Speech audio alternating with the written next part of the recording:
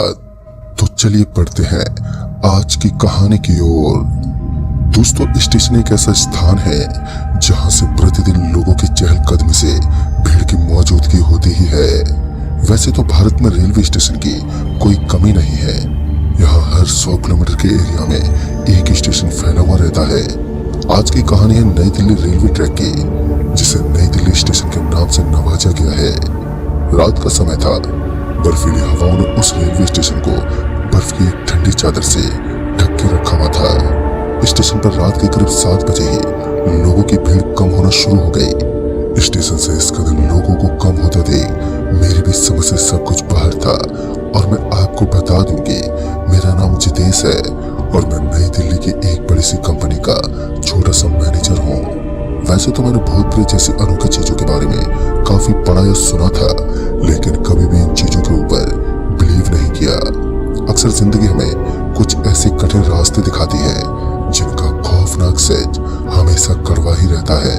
दिल्ली जैसे railway station को यूं खाली होता देख मुझे तो बड़ा ही अजीब लग रहा था। पता नहीं क्यों, मगर मेरा दिमाग इस वक्त उन लोगों के ऊपर अपनी हैरानी भरी सीमा को उड़ेल रहा था जो काफी असमंजस से भरी हुई थी। और इतने में ही मुझे एक आदमी मेरी तरफ आता दिखाई दिया।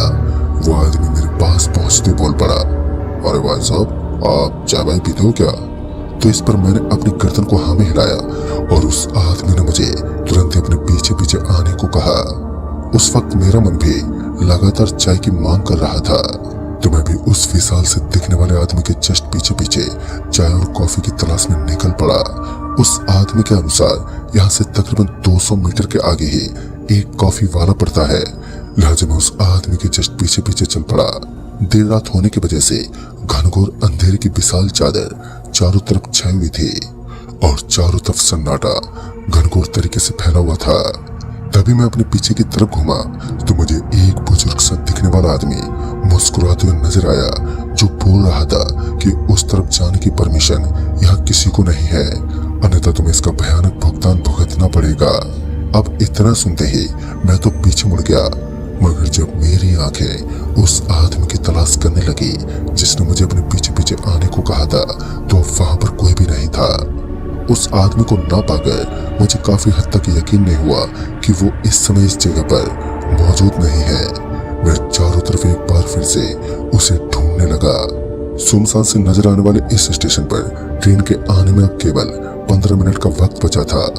नाम तो इस स्टेशन का नई दिल्ली रेलवे स्टेशन ही था, मगर ये एक छोटा सा स्टेशन था जो बंगोर बाजार की तरफ पड़ता है।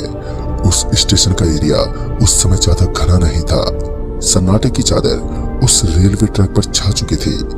काले काले बादल किसी काले और विशाल चादर की तरह प्रतीत हो रही थी। ऐसा लग रहा था मानो आज बारिश होने वाली है। मुझे सबसे ज्यादा ताजुब तो इस बात का हो रहा था कि 6 फुट का वो लंबा चौड़ा आदमी सिर्फ कुछ ही पलों के अंतर्गत कहां पर गायब हो गया, मुझे तो पता ही नहीं चला। इतने में ही अपने जोर की हॉर्न बजाते हुए एक ट्रेन प्लेटफार्म पर पहुंच गई और फिर मैं भी अपना सारा सामान उठाते हुए उस ट्रेन में दाखिल हुआ जिस बोगी को मैंने ऑनलाइन बुक करवाया था। तो उसके अंदर सिर्फ कुछ चंद लोग ही वहां पर मौजूद थे। उस ट्रेन की बोगी के अंदर एक छोटा सा दर्पण लगा हुआ था। मैं सबसे पहले अपने आप को इसी दर्पण में देखने लगा और इसी बीच मेरे बदन को कुछ एहसास हुआ कि मेरे शरीर के ऊपर मुझे कुछ भारी भारी वजन महसूस हो रहा है। मेरा बदन कुछ पलों की खातिर जोरों से दर्द करने लगा, क्योंकि एक ही पल ने सब कुछ बदल सा दिया। मैं हड़बड़ाहट के मारे जल्दी से उस ट्रेन के जस्ट अंदर बैठ गया और थोड़ी देर के बाद ही मुझे काफी हल्का सा महसूस हुआ, मगर मुझे जोर से प्यास लग रही थी। लिहाजा मैं अपनी प्यास को मिटाने की खातिर उस ट्रेन के एक छोटे से खांचे में एक वाटर कूलर लगा हुआ था। लेकिन सर्द रात में मुझे हॉट वाटर की जरूरत थी, मगर जब मैं नॉर्मल पानी पीने के बाद वापस अपने पीछे की तरफ मुड़ा तो मेरा पूरा बदन हिल सा गया, क्योंकि एक बड़ी और अजीब सी दिखने वाली बुढ़ी सी अम्मा मेरे बिल्कुल पीछे की ओर खड़ी नजर आ रही थी। उस बुढ़ी औरत की हाइट इतनी ज्यादा थी कि मेरा सर उसके कंधे से टकरा रहा था। वो बड़ी अजीब और रहस्यमय लग रही थी। मैंने पहले तो उसके पूरे बदन को ऊपर से नीचे तक ठीक से देखा, मगर जब मुझे हल्का फुल्का डर का एहसास हुआ तो मैं चुपचाप वहां से अपनी सीट की तरफ चल दिया और अपनी सीट पर जाकर बैठ गया। उस सीट पर बैठने के बाद मुझे आभास हुआ कि मैंने इस सीट पर बैठकर बड़ी सी गलती को अंजाम दिया होगा। एक तो बाहर का नजारा नहीं देख पा रहा था और दूसरी तरफ मुझे बार बार बाहर झांकने की आदत है, तो ऐसे में खिड़की के पास बैठना मेरे लिए बेहद ही जरूरी था। खैर इस समय बोगी में सिर्फ 5 लोग बैठे थे, तो मैं बिना फिक्र किए उस सीट पर बैठ गया जो एकदम खाली थी और उस सीट के ऊपर शायद किसी की बुकिंग भी नहीं थी। ताजुब तो इस बात का था कि इतनी बड़ी एक्सप्रेस होने के बाद भी इस ट्रेन के अंदर यात्रियों की इतनी कमी थी। मेरे से बगल वाली सीट पर बैठे एक आदमी से मैंने कहा, भाई साहब एक बात पूछूं आपसे? तो इस पर उस आदमी ने अपनी गर्दन को हाँ मिलाया और ये देखकर मैं भी बोल पड़ा, भाई साहब ये एक एक्सप्रेस ट्रेन है और इसके बावजूद भी इस ट्रेन के अंदर लोगों की तादाद इतनी कम क्यों है? बड़ा ही अजीब सा उत्तर देकर उस शख्स ने मेरी बोलती ही बंद कर दी।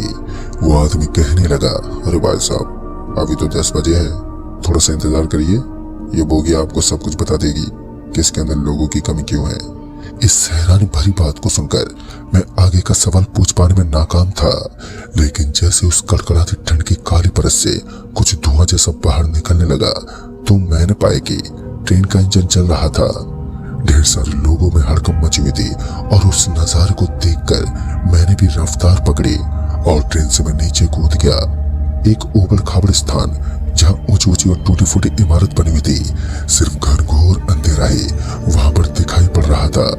कुदरत की ऐसी माया देखकर मैं बहुत चक्का रह गया। डर को भी डरा देने से यह स्थान काफी खुकार था। दहशत तो उस समय उभरने लगी जब मेरी आंखों ने एक सरकटे को देखा। तभी मैंने पाया कि उस स्थान पर एक आधा कटा हुआ इंसान वहां पर घूम रहा था, जिसकी चमड़ी बड़ी भयानक लग रही थी। लेकिन जब उनके पूरे झुंड को देखा गया तो मुझे एहसास हुआ कि मौत अब मेरे सर पर सवार हो चुकी है। भागना तो दूर की बात थी, मेरे कदम भी एक जगह से दूसरी जगह तक बिल्कुल भी हिल नहीं पाए और मैं लड़खड़ा तो जमीन पर वहीं गिर पड़ा। और नीचे गिरने के बाद जब किसी के कदम मुझे अपने पास सुनाई दिए तो मैंने अपने आप को दूसरी तरफ घसीटना शुरू कर दिया। फिर मुझे एक मिरर नजर आया और तभी वहां के कुछ भयानक राक्षस मेरी तरफ बढ़ने लगे और उन्होंने मेरे ऊपर जोर से वार कर दिया। उसी दौरान मैं जोर से चीखने लगा, तब जाकर मेरी आंखें खुल गईं। उसके बाद जब मेरी आंख खुली तो मैंने देखा कि मैं अभी भी उसी बोगी के अंदर लेटा हुआ था, यानी कि ये मेरा बस एक भयानक सपना था और अब उस बोगी का माहौल एकदम सुनसान था।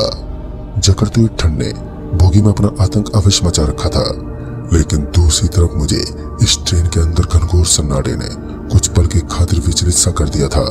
और तभी मुझे अपने सामने की तरफ से वही बुढ़ा और लंबा चौड़ा आदमी मुझे वहां पर दिखाई दिया, जिसके हाथ में एक लकड़ी थी। वो मुझे अपनी तरफ आने का इशारा कर रहा था और उस आदमी को देखते ही मैं तुरंत ही उसकी तरफ चलने लगा। लेकिन इससे पहले कि मैं उसके पास पहुंच पाता तभी मेरी नजर उसके कदमों पर पड़ गई तो मेरी आंखों ने एक खौफनाक दस्तक की मौजूदगी का एहसास किया। उस आदमी के पैर पीछे की तरफ मुड़े हुए थे और इस भयानक नजारे को देखने के पश्चात मैं उस आदमी की तरफ पलटना तो दूर की बात थी, मैं किसी कोने में चिपक कर बैठ गया। मैं चुपचाप उस कोने में बैठा रहा क्योंकि मैं जानता था कि अगर मैंने किसी भी तरह कोई भी हलचल को अंजाम दिया तो फिर मेरा मरना तो पक्का है। मैं तकरीबन 10 मिनट तक इसी तरह चुपचाप से बैठा रहा। फिर मुझे किसी कांच के टूटने की एकदम से आवाज सुनाई दी और इस आवाज को सुनते ही मेरे रंगों में दौड़ता हुआ खून हल्का हल्का सा जमने लगा। मेरा शरीर ठंडा पड़ रहा था और दूसरी तरफ उस बुढ़े आदमी के कदम लगातार मेरी तरफ बढ़ रहे थे और ये बात साबित कर रहे थे कि अब कुछ बड़ा होने वाला है। उसी दौरान मुझे उस शख्स के उल्टे कदम वहां पर नजर आए। मैंने अपनी सांस तक रोक ली थी, लेकिन बावजूद इसके भी एक भयानक चेहरा सीट के नीचे मेरी आंखों में आंखें डालकर मेरी तरफ ही देखने लगा। उस पर मेरा दिल दहल उठा क्योंकि ये पहली बार था जब मैं अपनी जिंदगी में कयामत का एक ऐसा रूप देख रहा था जिसके कहर के सामने मेरे पैर लड़खड़ाते हुए दिख रहे थे। फिर सन्नाटे की उस काली चादर के बीच ट्रेन पर अचानक से एक जोर का ब्रेक लग गया। शायद किसी इमरजेंसी की खातिर चैन को खींचा गया था और चैन को खींचते ही मैं तुरंत उसको उस ट्रेन से नीचे उतरने की फिराक में बोगी के दरवाजे तक पहुंच गया। और जैसे ट्रेन ने एक ब्रेक लिया तो मैं उस बोगी से नीचे उतर गया। वहीं से नीचे उतरने के बाद मैंने जो नजारा देखा वो देखकर तो मेरी रूह कांप उठी। इसी वक्त मैं जंगल के ऐसे स्थान पर पहुंच चुका था जहां पर दूर दूर तक इंसानों का कोई नामो निशान तक नहीं था।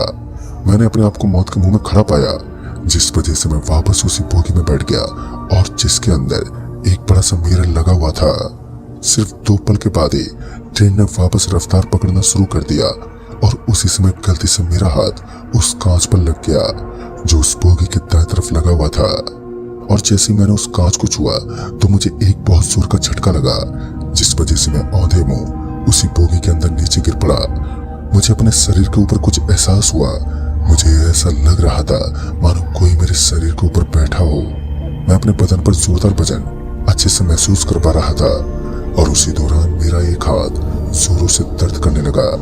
मैं इधर उधर हिलने डुलने की कोशिश करने लगा, मगर ऐसा लगा कि मेरा पूरा का पूरा शरीर किसी पत्थर के नीचे दब गया हो। मैं अपने आप को संभाल पाने में नाकाम था और तभी मुझे एक बार फिर किसी के कदमों की आहट सुनाई दी। जब मैंने अपनी गर्दन को ऊपर की ओर घुमाया तो मैंने पाया कि वही बुढ़ा शैतान मेरी आंखों के सामने अपना भयानक और मनुष्य चेहरा लिए खड़ा था। ये खौफनाक रात अब किस मोड़ को अंजाम देने वाली थी, इस बात को सोच पाने में मैं थोड़ा वक्त गवा रहा था और इतने में ही मेरा पांव फिसलते हुए उस कांच के ऊपर लग गया, जिस कारण उस कांच के टुकड़े टुकड़े किसी कचूमर की तरह बिखर गए। और बाद में कुछ ऐसा हुआ जिसकी मैंने कभी कल्पना भी नहीं की थी, क्योंकि इस बार मैंने देखा कि जैसे उस कांच ने अपना दम तोड़ दिया तो उसके बाद मुझे अपना पूरा शरीर एकदम से हल्का सा महसूस होने लगा। इस समय मैं पूरे तरीके से अपने आप को सामान्य फील कर रहा था, लेकिन वो डर और खौफ अभी भी मेरे जहन में बैठे हुए थे, या फिर यूं कहें कि उस शैतान का डर बैठा हुआ था।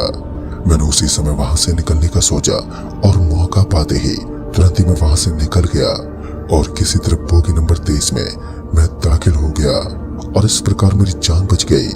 दोस्तों, आज उस क़यामत की शाम को बीते कई साल बीत चुके हैं, लेकिन आज भी एक खौफनाक दास्तां मेरे ऊपर अपना कहर बरपाती है, क्योंकि इस घटना का विचार करते समय भी मेरे हाथ पैर पूरी तरह से कांप उठते हैं। तो दोस्तों, इस कहानी में बस इतना ही। तब तक के लिए बाय एंड टेक केयर।